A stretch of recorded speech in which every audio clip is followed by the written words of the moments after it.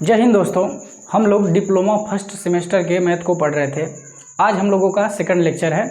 First lecture में हम लोग समांतर श्रेणी के बारे में कुछ पढ़े थे। अब हम लोग उसी को थोड़ा सा रिवीजन कर लेते हैं और आगे के कंसेप्ट को समझते हुए क्वेश्चंस को सॉल्व करते हैं। देखिए, हम लोग पढ़ चुके थे समांतर श्रेणी में कि जो हमारा समांतर श्रेणी का nवां पद होता है वो होता है a plus n-1 into D, और ये होता था प्रारंभ से nवां पद। और इसी तरह से हम लोग पढ़ लिए थे अंत से nवें पद का, अंत से nवां पद, इसका हम लोग फार्मूला देखे थे l-n-1 इंटू डी। और हम लोग पढ़ चुके थे n पदों के योगफल का भी फार्मूला। तो Sn बराबर n/2, इसका दो फार्मूला होता था a प्लस l, या फिर दूसरा होता था n/2 2a plus n-1 into D. ये हम लोग फार्मूला पढ़ चुके थे। और दूसरा हम लोग और क्या देखे थे कि अगर हम लोगों को कोई समांतर श्रेणी लिखना हो तो कैसे लिखते थे, या फिर कौन से क्रम में लिखते थे। तो a plus D, a plus 2d, a plus 3d, ऐसे करके हम लोग समांतर श्रेणी को लिखते हैं। अब इनमें कुछ हम लोग टर्म भी देखे थे कि जो समांतर श्रेणी का प्रथम पद होता है वो यही शुरू वाला होता है जिसको a से डिनोट करते हैं, और इसमें इसका जो सार्वअंतर होता है उसको हम स्मॉल d से डिनोट करते हैं।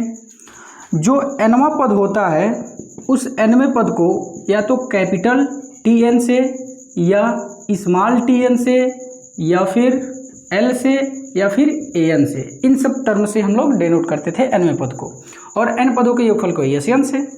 ठीक। और जब हम लोगों को सार्वअंतर निकालना होता था तो इसके लिए फार्मूला क्या था, दूसरे पद में से पहले पद को घटाते थे, या तीसरे में से दूसरे को घटाते थे, या फिर चौथे में से तीसरे को घटाते थे। यानी कि किन्हीं दो क्रमागत संख्याओं का जो अंतर होता था वही सार्वअंतर कहलाता था। तो आप दो क्रमागत संख्या कोई भी ले सकते हैं, 5वां 6वां ले लीजिए, 8वां 10वां ले लीजिए, 8वां 9वां ले लीजिए, कोई भी ले लीजिए, लेकिन दोनों संख्याएं क्रमागत होनी चाहिए। फिर अगले वाले में से जस्ट उसके पिछले वाले को घटा देंगे तो आपको सार्वअंतर मिल जाएगा। तो देखिए हम लोगों को क्या ही होता था। अब ये देखिए, ये पहला पद है तो अगर हम लोग इसको देखें तो ये हमारा T1 हो जाएगा, ये दूसरा पद है तो T2, और ये हमारा तीसरा पद है तो T3, और ये चौथा पद है तो T4। अगर हमको सार्वअंतर निकालना होगा तो दूसरे वाले में से पहले वाले को घटाना पड़ेगा, यानी कि T2 माइनस T1 हो जाएगा। या फिर हम चाहते हैं तो इस तरह से भी निकाल सकते हैं, तीसरे वाले में से दूसरे वाले को घटा करके, तब हम लिखेंगे T3 माइनस T2। ठीक है। अगर दूसरा और निकालना चाहते हैं दूसरे तरह से तो ऐसे लिखेंगे T5 माइनस T4, यानी कि जो भी आप करेंगे दो क्रमागत संख्याओं को लेकर के करेंगे। ठीक। तो ये हमारा होता था सार्वअंतर। अब हम लोग यहाँ पे दो कंसेप्ट और पढ़ लेते हैं जो कि अभी हम लोग इसमें यूज करेंगे। वो अगला वो कंसेप्ट क्या है, वो ये है कि अगर कोई तीन संख्याएं दी गई हों A B C और ये AP में हो, AP मतलब समांतर श्रेणी में हो, तो इसके लिए क्या कंडीशन बनता था। तो जब तीन संख्याएं समांतर श्रेणी में होती हैं तो इसके जो बीच वाली संख्या होती है इसका 2 गुना इन दोनों के योगफल के बराबर होता है। ठीक। क्योंकि हम लोग अप्लाइड मैथ पढ़ रहे हैं ना, तो अप्लाइड मैथ में आपको प्रूफ नहीं करना है कि कौन सी चीज़ें कैसी आई हैं, बस जो हैं उसी को अप्लाई करके हम लोगों को क्वेश्चंस को सॉल्व करना होता है। तो ये हमारा हो गया पहला कंसेप्ट। दूसरा कंसेप्ट इसमें ये है कि जैसे हम लोग लिखते हैं nवां पद, तो nवें पद के लिए हम लोग लिखते हैं a plus n-1 into D. अगर हम बोले कि 10वां पद क्या होगा, तो 10वें पद के लिए n के जगह पे 10 रख देंगे, तो इसको हल करेंगे तो क्या आ जाएगा, 10 में से घट जाएगा तो 9d। ऐसे अगर हम बोले 15वां पद क्या होगा, तो जब 15वां पद लिखेंगे तो देखिए यहाँ 15 में से घट जाएगा तो बचेगा 14, तो a प्लस 14d। ऐसे अगर हम बोले कि 13वां पद बताइए क्या होगा, तो जब 13वां पद बोलेंगे तो n के जगह पे 13 रखेंगे, तो 13 में से घटेगा तो 12 बचेगा, तो a प्लस 12d। मतलब हम कहना क्या चाहते हैं कि हमको जो वाला पद निकालना है तो वहाँ पे देखिए क्या हो रहा है, d में उससे एक कम मिल रहा है। अगर हमको 10वां पद निकालना रहा है तो देखिए d के बगल में 9 मिल रहा है, इससे एक कम मिल रहा है। वैसे 15वां पद अगर हम निकालें तो देखिए d के बगल में 15 से एक कम 14 मिल रहा है, और सभी में देखिए a तो कॉमन ही है और d सभी में ही कॉमन है। तो जैसे जब हम क्वेश्चन को सॉल्व करते हैं तो इतना सब लिखने की झंझट ना हो, इसीलिए ये चीज़ें हम आपको बता रहे हैं। अगर कहीं पे बोलेगा कि 6वां पद, तो 6वें पद को क्या लिखेंगे, a प्लस 5d। ऐसे बोले 15वां पद तो a प्लस 14d, ऐसे बोले कि 19वां पद तो a प्लस 18d, ऐसे करके हम लिखेंगे। ठीक है। तो यही हमारा अगला वाला कंसेप्ट था। अब इतना चीज़ें हम लोग पढ़ चुके हैं, अब हम लोग क्वेश्चंस को सॉल्व करते हैं। देखिए इसमें हम लोग उन्हीं क्वेश्चन को सॉल्व करेंगे जो हम लोगों के प्रीवियस ईयर में आया रहेगा। ठीक है, तो प्रीवियस ईयर वाले क्वेश्चन को सॉल्व करेंगे। तो चलिए एक एक क्वेश्चन देखते हैं। देखिए इसमें पहला क्वेश्चन दिया हुआ है 3x, 5x, 7x ऐसे डॉट डॉट करके बोला है कि इसका nवां पद बताइए क्या होगा। तो देखिए जब भी हम लोगों को कोई श्रेणी दिया गया रहता है उसका nवां पद निकालना होता है, तो देखिए निकालने का तरीका क्या होता है, पहले तरीका आप सीख लीजिए। देखिए जो भी आपको निकालना हो पहले आपको उसका फार्मूला आना चाहिए। तो हमको निकालना क्या है, nवां पद ना, तो हम जानते हैं समांतर श्रेणी के nवें पद का फार्मूला होता है a plus n-1 into D. ठीक, तो पहला तरीका आपका मतलब हल करने का यही है कि आपको जो चीज़ें निकालनी है उसका फार्मूला आपको पता होना चाहिए। दूसरा, अब जो चीज़ें हमको निकालना है पहले उस पर हमको ध्यान नहीं देना है। किस पे ध्यान देना है, उस फार्मूले में जितने टर्म इंक्लूड हैं पहले उनको ज्ञात करना होता है, तभी जाकर के आप उस वाले पद को ज्ञात कर पाएंगे। जैसे अगर हमको nवां पद निकालना है तो nवें पद निकालने के लिए हम लोगों को पहले क्या निकालना पड़ेगा कि देखिए इस nवें पद में कितनी चीज़ें इंक्लूड हैं। तो इस nवें पद में जितनी चीज़ें इंक्लूड होंगी पहले हमारा फोकस रहेगा उनको ज्ञात करना। जब तक वो नहीं ज्ञात होंगे तब तक nवां पद नहीं ज्ञात होगा। ठीक है ना, तो इसीलिए जो भी हमको निकालना होता है उसके फार्मूले में जितने टर्म यूज होते हैं उन टर्म को पहले हमको फाइंड करना होता है, फिर जाकर के हमको जो चीज़ें उसमें पूछता है वो चीज़ें फाइंड करते हैं। तो देखिए nवां पद पूछा है तो nवें पद में a भी आ रहा है, n भी आ रहा है, d भी आ रहा है, इसलिए पहले हम लोगों को a निकालना पड़ेगा, n निकालना पड़ेगा और d निकालना पड़ेगा। तो चलिए एक एक करके निकालते हैं। तो देखिए ये हमारा समांतर श्रेणी है, तो जो समांतर श्रेणी का पहला पद होता है उसी को हम a से डिनोट करते हैं। और यहाँ पे देखिए पहला स्थान पर क्या है 3 है, तो a का मान हो जाएगा 3x। अब हम लोगों को निकालना है d, तो d कैसे निकलता है, दूसरे वाले पद में से पहले वाले पद को घटा करके। तो देखिए दूसरा वाला पद है 5x और पहला पद है 3x। अब इसको घटाएंगे तो बचेगा 2x, तो d का भी मान पता चल गया हमको। अब देखिए nवें पद में 3 चीज़ें थी, एक तो a था, दूसरा d था और n था। तो a भी हमको पता चल गया, d भी हमको पता चल गया, अब हमारा बचा n। अब चूंकि इसमें बोला है nवां पद ही ज्ञात करना है तो n का मान n ही हो जाएगा, तो ये तो हमारा ज्ञात ही है। तो फाइनली देखिए तीनों चीज़ें मिल गई, अब हम आराम से nवां पद निकाल सकते हैं। तो यहाँ पे चाहे मन करे तो यहाँ पे लिख भी लीजिए, यहाँ पे पदों की संख्या, तो पदों की संख्या हो जाएगी n। तो अब हम यहाँ पे लिख देंगे nवां पद, तो nवां पद बराबर सूत्र a plus n-1 into D हो जाएगा। तो a का मान है यहाँ पे 3x, फिर प्लस n के जगह पे n ही होगा क्योंकि पदों की संख्या n ही है, तो n-1 इंटू डी। डी का मान देखिए यहाँ पे निकला है 2x, तो लिख देंगे 2x। अब इसको हल करें तो 3x प्लस, अब 2x का इसमें गुणा कर देंगे तो हो जाएगा 2nx, फिर माइनस, अब 2x का 1 में गुणा होगा तो 2x हो जाएगा। अब इसको हम ऐसे लिख देते हैं 2nx, और 3x में से 2x घट जाएगा तो केवल बचेगा प्लस का x। अब इन दोनों में से हम x कॉमन ले लें तो बचेगा 2n प्लस 1 और बाहर में x, यही हो जाएगा आंसर। ठीक है, और nवें पद को tn से डिनोट करते हैं तो tn बराबर ये हो जाएगा। आई बात समझ में? तो ये हम लोगों का पहला क्वेश्चन था। अब ऐसे देख लेते हैं अगले क्वेश्चन। चलिए अब दूसरे क्वेश्चन को देखते हैं। देखिए दूसरा क्वेश्चन क्या है, यदि a प्लस 1 3a और 4a प्लस 2 समांतर श्रेणी में है तो a का मान क्या होगा।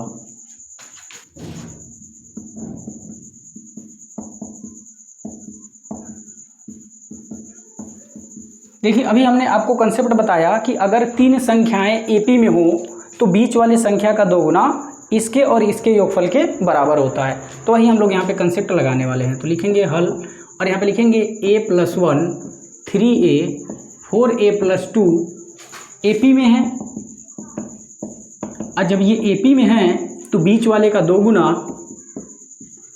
इन दोनों के योगफल के बराबर होगा। कर दिए। अब इसको जब हल करेंगे तो ये हो जाएगा 6a, और यहाँ पे 4a और a मिलके 5a हो जाएगा, और यहाँ 2 और 1 मिलके 3 हो जाएगा। अब इसको इधर ले लेते हैं तो -5a बराबर 3, तो a का मान यहाँ से आ जाएगा 3। यही आंसर हो गया। ठीक है, तो इसी तरह के क्वेश्चंस आपके डिप्लोमा में आते हैं। अब अगले क्वेश्चंस की तरफ चलते हैं। अब देखिए यहाँ पे लिखा हुआ है योगफल से संबंधित क्वेश्चन है। यहाँ पे एक श्रेणी लिखा हुआ है 2 + 4 + 6 प्लस ऐसे डॉट डॉट करके 2n। अब बोला है कि इसके n पदों का योग ज्ञात कीजिए।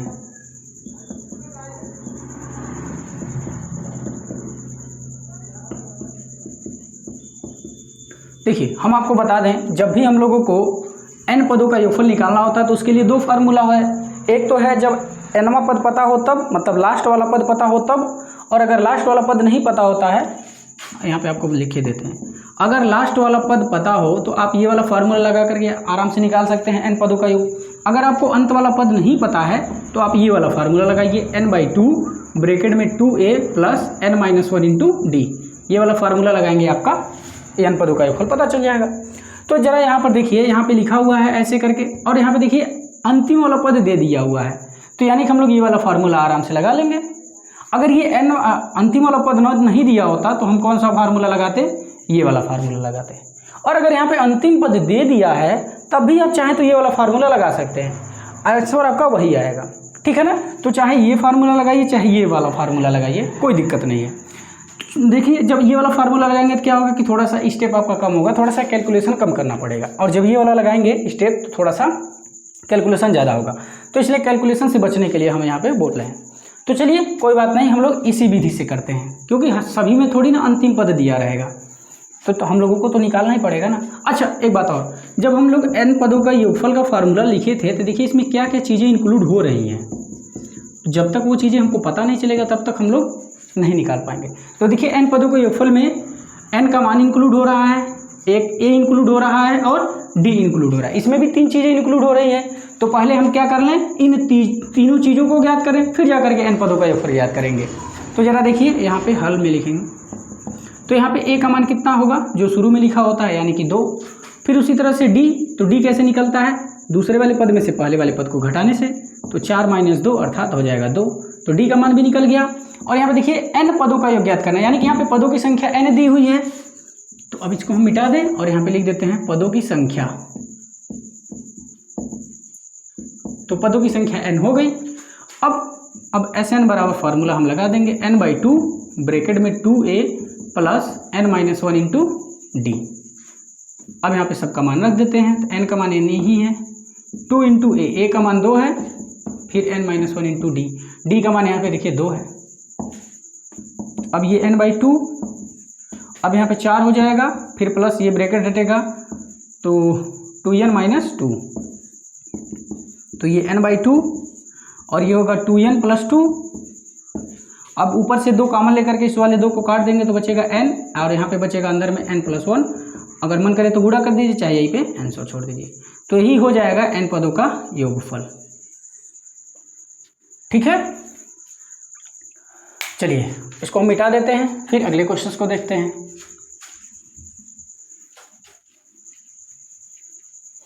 ये बहुत बेसिक ऐसे ही आपके एग्जाम में आते हैं।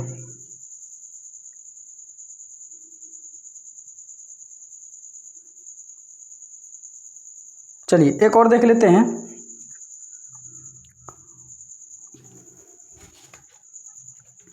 देखिए लिखा है कि एक श्रेणी है जिसके पद 4, 6, 8 ऐसे डॉट डॉट करके हैं। इसका हमको 17वां पद ज्ञात करना है।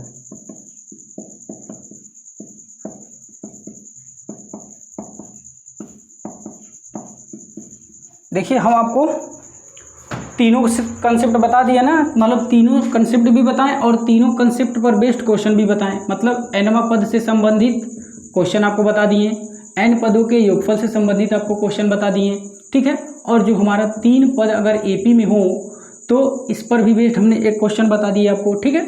तो इस तरह से देखिए इसमें पहले वाले में आपका इसी 3 कंसेप्ट से बेस्ड क्वेश्चन दिया हुआ है। तो एक क्वेश्चन और हम लोग कर लेते हैं और फिर इसके बाद अगले लेक्चर में हम लोग फिर ऐसे ही कुछ क्वेश्चंस को सॉल्व कर लेंगे, फिर अगला वाला कंसेप्ट स्टार्ट करेंगे अगले लेक्चर से, ठीक है। तो ये आपका लास्ट क्वेश्चन है। देखिए अब हमको इसका क्या निकालना है, 17वां पद निकालना है। तो जब 17वां पद निकालना है तो पहले हमको a और d पता होना चाहिए, क्योंकि हम लोग जानते हैं कि जो हमारा nवां पद होता है, nवें पद के फार्मूला में a + n-1 × d आता है। तो हमको a भी पता होना चाहिए, d भी पता होना चाहिए और n का मान पता होना चाहिए। तो देखिए n का मान तो दे दिया हुआ है 17, तो हमको n का मान 17 पता चल गया और a का मान यहाँ से 4 दिया हुआ है, फिर ऐसे d का मान निकाल लेंगे, फिर आराम से निकाल लेंगे। चलिए फिर करते हैं। तो पहले यहाँ पे a का मान 4 दिया हुआ है, d का मान दूसरे वाले में से पहले पद को घटाएंगे तो प्राप्त होगा जो कि 2 निकलेगा। और यहाँ पे n का मान देखिए, n का मान कितना है 17 है, क्योंकि हमको 17वां पद ज्ञात करना है तो n का मान 17 हो गया। अब हम लोग फार्मूला लगाएंगे nवें पद का, तो nवां पद बराबर यहाँ पे लिख लीजिएगा समांतर श्रेणी का nवां पद, तो ये होता है a plus n minus 1 into D.